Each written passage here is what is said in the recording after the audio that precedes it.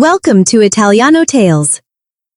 Learn Italian through simple and beautiful stories. Mio marito è morto in un incidente d'auto, ma mentre tutti piangevano per lui, io nascondevo il segreto più oscuro della mia vita. Ero incinta e il bambino poteva essere del suo migliore amico. Mi chiamo Sofia, ho 26 anni, vivo in una piccola città dove la gente conosce il tuo nome prima ancora che tu ti presenti. Le strade sono tranquille, le case sono vecchie. Tutti sorridono, ma tutti osservano anche. Per questo il mio segreto sembrava così pericoloso. Mio marito, Marco, è morto in un incidente d'auto. Era gentile, premuroso e amato da tutti. Al suo funerale le persone mi abbracciavano e mi dicevano quanto fossero dispiaciute. Dicevano che Marco sarebbe sempre stato ricordato come un brav'uomo. Ma nessuno conosceva la verità. Nessuno sapeva che il bambino che portavo in grembo poteva non essere figlio di Marco, non i suoi genitori, non i miei amici, nemmeno Luca, il migliore amico di Marco. Non avevo mai pianificato che tutto questo accadesse. Non volevo ferire nessuno. Ma a volte una sola notte di solitudine può cambiare una vita per sempre. Ho conosciuto Marco quando avevo 20 anni. Lavoravo in un negozio di fiori vicino al centro della città. Un pomeriggio Marco entrò per comprare dei fiori. Disse che erano per sua madre, ma rimase più a lungo del necessario. Parlammo. Lui sorrise. Io risi. Dopo quel giorno tornò ancora e ancora. Presto i fiori non erano più per sua madre, erano per me. Marco mi faceva sentire al sicuro. Era tranquillo, serio e dolce. 2 anni dopo ci siamo sposati. Fu un matrimonio bellissimo. La mia famiglia era felice. La famiglia di Marco era orgogliosa e Luca era accanto a Marco come suo testimone. Luca e Marco erano come fratelli. Erano cresciuti insieme. Marco era tranquillo. Luca era più estroverso, divertente e pieno di energia. Veniva spesso a casa nostra. Aiutava a riparare le cose rotte. Restava a cena. Faceva battute quando l'atmosfera diventava pesante. Mi piaceva Luca, ma solo come amico di Marco. Marco era mio marito. Marco era il mio futuro, ma dopo 2 anni di matrimonio le cose iniziarono lentamente a cambiare. Marco cominciò a lavorare fino a tardi, quasi ogni sera. Diceva che voleva risparmiare per una casa più grande e una vita migliore. Sapevo che lo faceva per noi, ma mi sentivo comunque sola. Preparavo la cena e il cibo diventava freddo. Aspettavo nel letto e lui tornava a casa stanco. Provai a parlargli. «Marco, mi manchi», gli dissi una sera. Lui sospirò e disse: «Lo sto facendo per noi, Sofia». Volevo capirlo, davvero, ma il mio cuore era stanco. C'era anche un'altra tristezza tra noi. Volevamo un bambino, ma mese dopo mese non succedeva nulla. Ho pianto in silenzio nel bagno molte volte. Marco diventava sempre più silenzioso. Anch'io diventavo silenziosa. La nostra casa sembrava piena di parole mai dette. Poi una notte, durante una terribile tempesta, tutto si spezzò. La pioggia colpiva forte le finestre, il tuono faceva tremare la casa. Io odiavo le tempeste, così chiamai Marco. Per favore, torna a casa, dissi. Ho paura.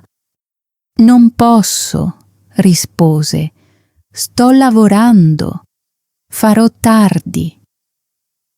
Quando la chiamata finì, mi sedetti sul divano e piansi. Qualche minuto dopo qualcuno bussò alla porta. Era Luca. I suoi capelli erano bagnati, il suo cappotto era fradicio, sembrava preoccupato. Stavo passando di qui, disse. Ho visto le luci accese. Stai bene? Volevo dire di sì, ma il mio viso diceva la verità. No, sussurrai. Entrò in casa. Ci sedemmo in cucina. Preparai del tè, ma le mie mani tremavano così tanto che Luca mi tolse la tazza dalle mani. Sofia, disse con dolcezza, parla con me. E io lo feci. Gli raccontai quanto mi sentissi sola. Gli raccontai quanto Marco sembrasse distante. Gli raccontai del bambino che non riuscivamo ad avere. Gli raccontai che mi sentivo invisibile nel mio stesso matrimonio. Luca ascoltò davvero. Poi mi prese la mano e disse: Tu non sei invisibile. Quelle parole toccarono una parte di me che era rimasta vuota per troppo tempo. Avrei dovuto allontanarmi, avrei dovuto fermare tutto, ma ero sola, ferita e fragile. Luca mi abbracciò, poi mi baciò e io ricambiai il bacio. Quella notte diventò l'errore più grande della mia vita. La mattina dopo la tempesta era finita, ma il mio senso di colpa era ancora lì. Luca mi guardò con paura negli occhi. Mi dispiace, disse. È stato sbagliato. Per favore, vai via, dissi piangendo. Prima che Marco torni a casa. Sulla porta Luca si fermò. Non possiamo mai dirglielo, disse. Lo distruggerebbe. Annuii perché sapevo che aveva ragione. Dopo che se ne andò, pulii tutto. Le tazze, il tavolo, il letto. Volevo cancellare il senso di colpa dalla mia pelle, dalle pareti, dal mio cuore. Ma il senso di colpa non si lava via. Quella sera Marco tornò a casa stanco, mi baciò sulla guancia e disse: Mi dispiace per ieri sera. Sorrisi, ma dentro mi sentivo a pezzi. Va tutto bene, dissi. Ma non andava bene. Promisi a me stessa che avrei dimenticato Luca. Promisi a me stessa che avrei amato Marco ancora di più. Promisi a me stessa che quella notte sarebbe rimasta sepolta per sempre.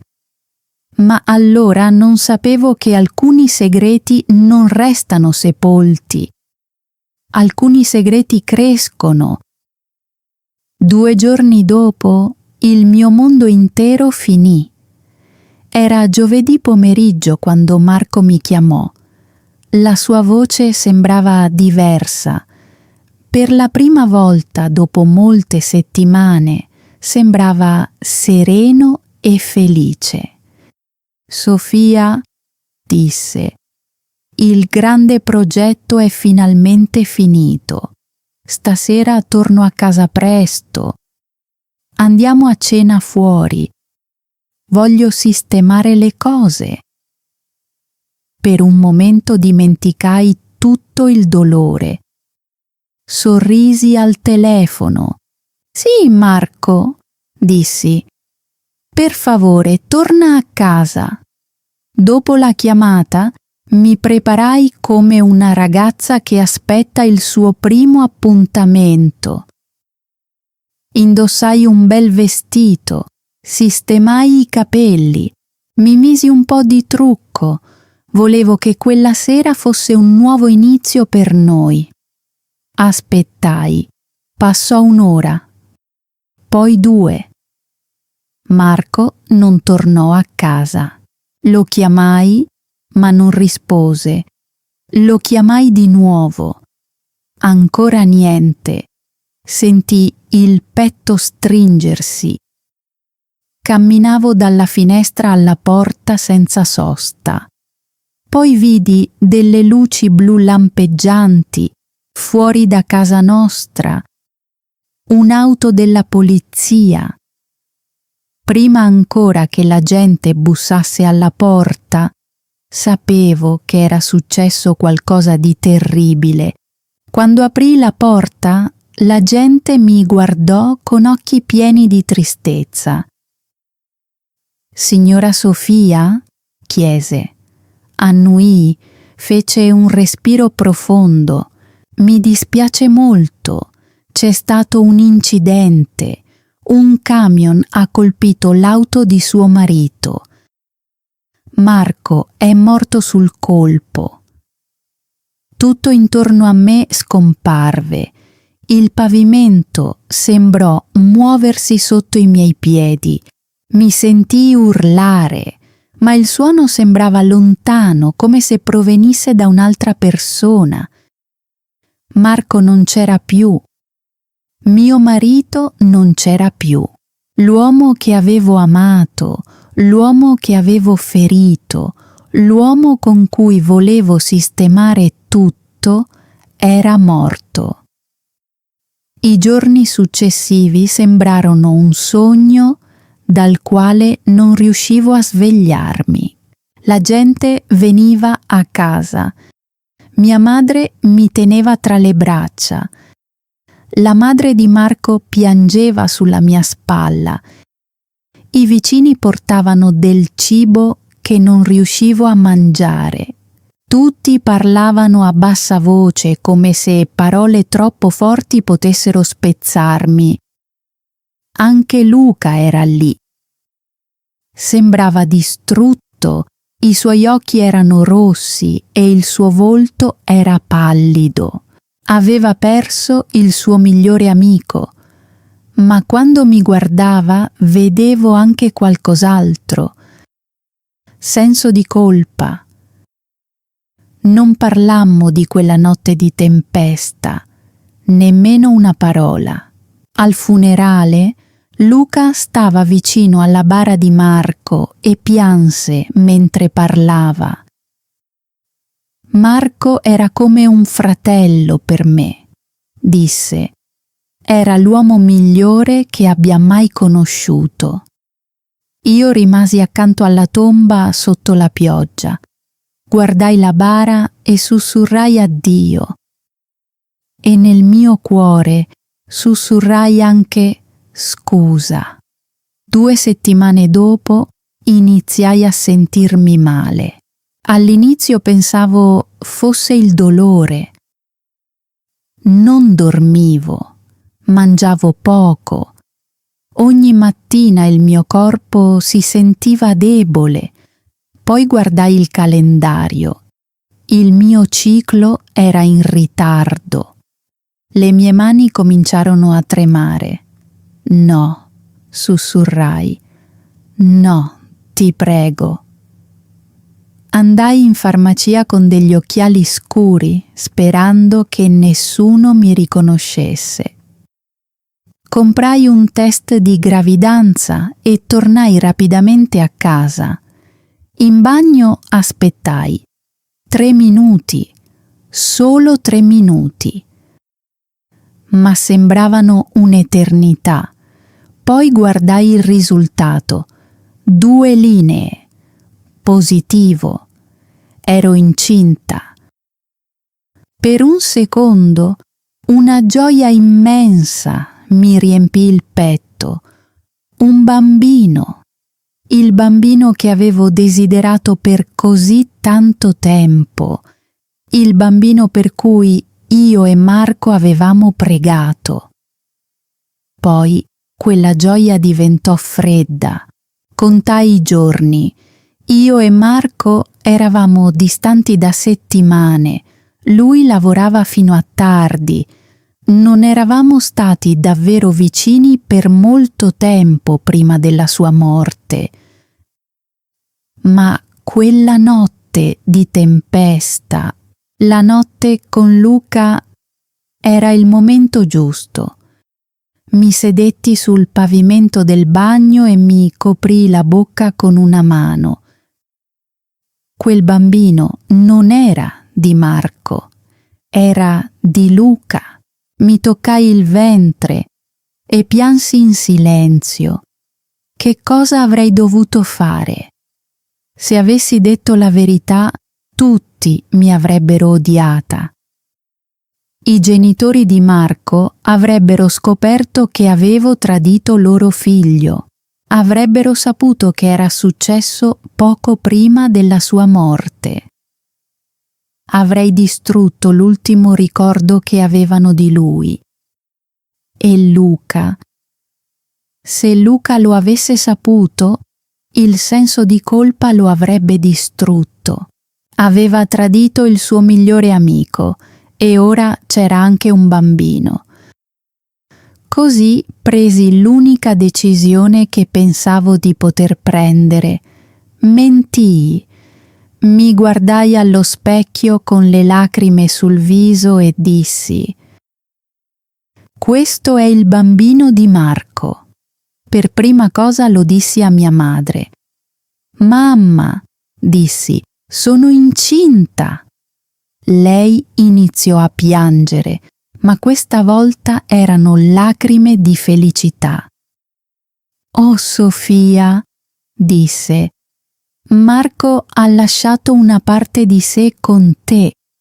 Sorrisi, ma quel sorriso faceva male. Poi lo dissi ai genitori di Marco. Per la prima volta dal funerale, sua madre sorrise. Un nipotino, sussurrò, il figlio di Marco. Mi prese le mani e mi ringraziò. Volevo dirle la verità, ma non potevo. Qualche giorno dopo, Luca venne a trovarmi. Portò della spesa e rimase in cucina, con l'aria stanca e triste. Ho una notizia, dissi. Lui mi guardò. Sono incinta. La borsa gli scivolò di mano. Incinta? Chiese. Il suo viso diventò pallido. Lo guardai dritto negli occhi. È successo prima dell'incidente, dissi. È il bambino di Marco. Luca mi fissò per un lungo momento. Sapevo che stava contando i giorni. Io non abbassai lo sguardo. È il bambino di Marco, ripetei. Finalmente espirò lentamente. I suoi occhi si riempirono di lacrime. Marco diventerà padre, sussurrò. È meraviglioso. Poi mi abbracciò. Ti aiuterò, disse. Marco non c'è più, ma io ci sarò. Te lo prometto. Chiusi gli occhi mentre mi stringeva tra le braccia e la mia bugia diventò ancora più grande. I mesi successivi furono i più difficili della mia vita. La mia pancia cresceva e il segreto dentro di me diventava sempre più pesante. Ogni volta che il bambino si muoveva, provavo gioia e dolore allo stesso tempo. Amavo quella piccola vita dentro di me, ma ogni calcio mi ricordava la verità. Il bambino era di Luca e nessuno lo sapeva. Luca mantenne la sua promessa. Veniva a casa mia quasi ogni fine settimana. Diceva che voleva aiutare perché Marco non c'era più. Riparò la vecchia recinzione, trasportò scatole pesanti, dipinse con me la stanza del bambino, scegliemmo un delicato colore giallo. Trasmette calore, disse Luca mentre passava il pennello sul muro. Io ero seduta sulla sedia a dondolo e lo osservavo. Per un momento sembrava un padre che stava preparando la stanza per il proprio figlio, ma lui non lo sapeva. Per lui stava soltanto aiutando il bambino del suo migliore amico morto. Un pomeriggio, mentre montavamo la culla, Luca diventò silenzioso. A Marco sarebbe piaciuto tutto questo, disse. Abbassai lo sguardo sulle mie mani. Sì, sussurrai, gli sarebbe piaciuto. Luca si strofinò gli occhi e guardò altrove. Mi sento ancora in colpa, disse. Il mio cuore fece un salto. Perché? Chiesi, cercando di sembrare calma. Perché io sono qui, rispose. E Marco no. Io posso aiutare con suo figlio, ma lui non potrà mai prenderlo in braccio. Mi sembra ingiusto. Non riuscivo a parlare. Non conosceva il vero motivo per cui avrebbe dovuto sentirsi in colpa. Non sapeva che il bambino era suo. Volevo dirglielo. Volevo dire: Luca, questo è tuo figlio. Ma la paura mi chiuse la bocca. Così rimasi in silenzio. Andai alla maggior parte delle visite mediche da sola. Dicevo a tutti che stavo bene, ma la verità era che ero terrorizzata. Avevo paura che il medico dicesse qualcosa sulle date. Avevo paura che una sola parola potesse distruggere la mia menzogna. Poi un giorno il medico sorrise e disse: «Il bambino sta bene ed è un maschio, un figlio». Quando lo dissi alla mia famiglia, tutti piansero di felicità. I genitori di Marco si abbracciarono e dissero: «Un maschietto, il figlio di Marco». Io sorrisi, ma dentro stavo tremando. E se assomigliasse a Luca? Marco aveva i capelli scuri e gli occhi marroni. Luca aveva i capelli chiari e gli occhi azzurri. Pregavo ogni notte: per favore, fa che assomigli a Marco. Per favore, fa che assomigli a me. Per favore, non lasciare che la verità si legga sul suo volto. Quando arrivò la primavera, arrivò anche il bambino. Le doglie iniziarono presto, al mattino. Mia madre mi portò in ospedale. Per molte ore piansi e le strinsi la mano, ma la persona che desideravo più di tutte non era lì. Marco. Volevo mio marito accanto a me. Luca aspettava fuori con i genitori di Marco. Camminavano avanti e indietro nel corridoio, nervosi e in silenzio. Finalmente mio figlio nacque. L'infermiera lo posò tra le mie braccia. Era piccolo e caldo. Le sue minuscole dita si muovevano contro la mia pelle. Lo guardai e provai un amore così forte da fare quasi male. Poi vidi i suoi capelli. Erano chiari, quasi biondi. Il respiro mi si fermò. I suoi occhi erano di un blu scuro. Sapevo che molti bambini nascono con gli occhi azzurri, ma il mio cuore si riempì comunque di paura. Assomigliava a Luca. Mia madre entrò per prima, pianse e mi baciò sulla fronte. Poi entrarono i genitori di Marco. La madre di Marco guardò il bambino e sorrise tra le lacrime. «È bellissimo», sussurrò. Il padre di Marco si avvicinò. «Ha il volto di Marco», disse. Quasi mi venne da piangere. Vedevano ciò che avevano bisogno di vedere. Volevano che Marco continuasse a vivere attraverso quel bambino. Così trovavano Marco in lui. Poi Luca entrò nella stanza. Si fermò accanto al letto. I suoi occhi percorsero il volto del bambino, i suoi capelli chiari, il piccolo naso, le minuscole mani. Per un secondo tutto diventò silenzioso. Vidi qualcosa cambiare nei suoi occhi. Una domanda, una paura, forse persino un riconoscimento. Strinsi mio figlio più forte. Poi Luca sorrise dolcemente. «È perfetto», disse. «Marco sarebbe orgoglioso di lui».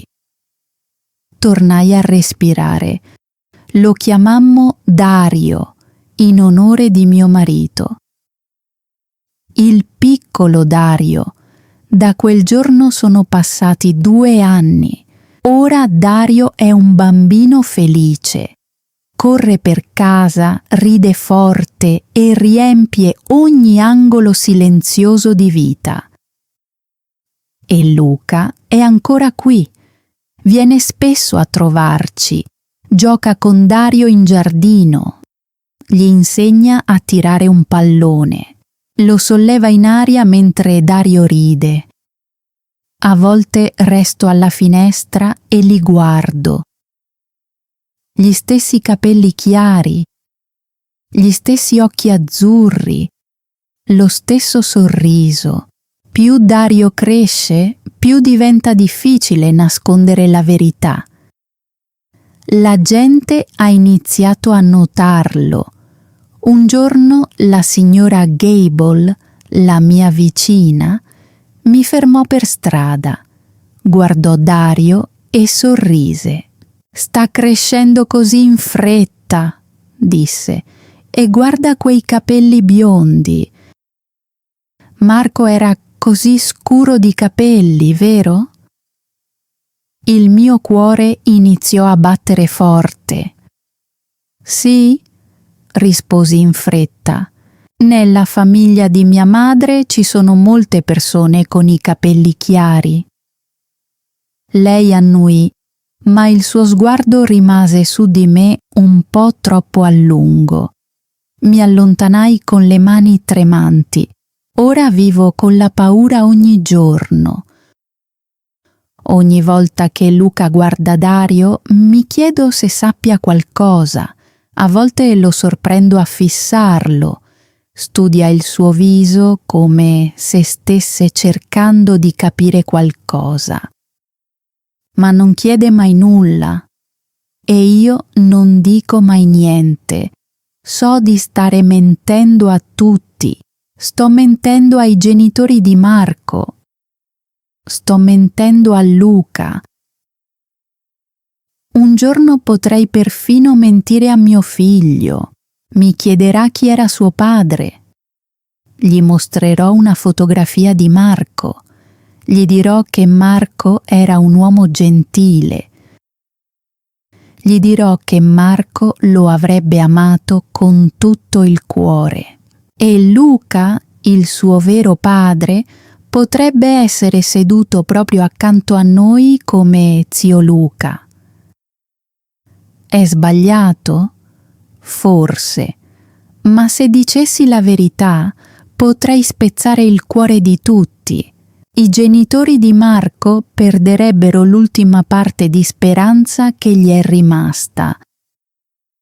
Luca affonderebbe nel senso di colpa.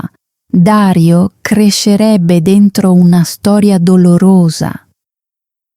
Così continuo a custodire il segreto. Sono una vedova, sono una madre e sono una bugiarda. Di notte, quando Dario dorme, a volte resto davanti alla fotografia di Marco. Mi dispiace, sussurro. Mi dispiace tanto. Non so se possa sentirmi. Non so se possa perdonarmi. Ma spero che sappia una cosa. Amo questo bambino con tutto il mio cuore e sto cercando di crescerlo con gentilezza, proprio come Marco avrebbe voluto. La vita non è sempre semplice. Le brave persone commettono errori terribili. L'amore può essere complicato. Il dolore può renderci deboli. Ma Dario conosce soltanto l'amore.